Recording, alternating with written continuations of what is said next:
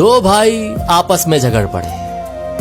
साथ ही उनके पापा खड़े सब देख रहे थे और जोर जोर से हंसते चले जा रहे थे। अब झगड़ा किस बात पर हो रहा था? 4 बेडरूम के मकान को लेकर प्रॉपर्टी का मसला था। बाप को हंसता देखकर दोनों भाइयों से रहा नहीं गया और बोले, पापा आपको क्या हुआ? हम लड़ रहे हैं और आप हंस रहे हो।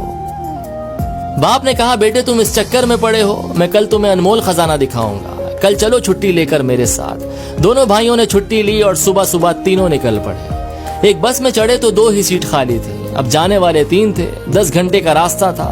कभी एक भाई पापा के साथ बैठ जाता, दूसरा खड़ा हो जाता, तो कभी दूसरा बैठ जाता, पहला वाला खड़ा हो जाता, और इसी तरह सारे रास्ते एडजस्ट करते हुए चले गए। गांव पहुंचे तो पापा उन्हें एक पुरानी हवेली पर ले गए। देखा तो हवेली खंडर हो चुकी थी। कबूतरों ने घोंसले बना लिए थे, झाड़ियां उगाई थी।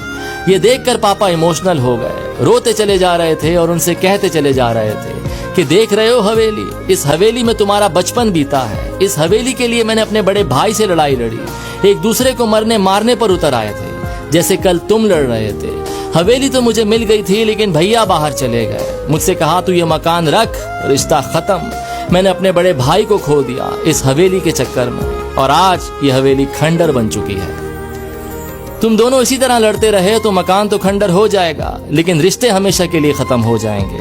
जिस बस की सीट पर बैठकर आए हो, क्या वो जिंदगी भर के लिए तुम्हारी हो सकती है? तो बेटों ने कहा, नहीं, क्या बात कर रहे हैं, बस में तो सवारी बदलती रहती है। तो बाप ने कहा, बस यही लाइफ है, सवारी बदलती रहेगी। जो चीज थोड़ी सी देर के लिए मिली है, उसके लिए झगड़ना बंद करो। खुश रहिए, मोहब्बत से रहिए, अपनी फैमिली का ख्याल रखिए। मटेरियलिस्टिक के पीछे नहीं, इमोशनल के लिए दौड़ना शुरू कीजिए। और ये स्टोरी अपने भैया के साथ जरूर शेयर कीजिए।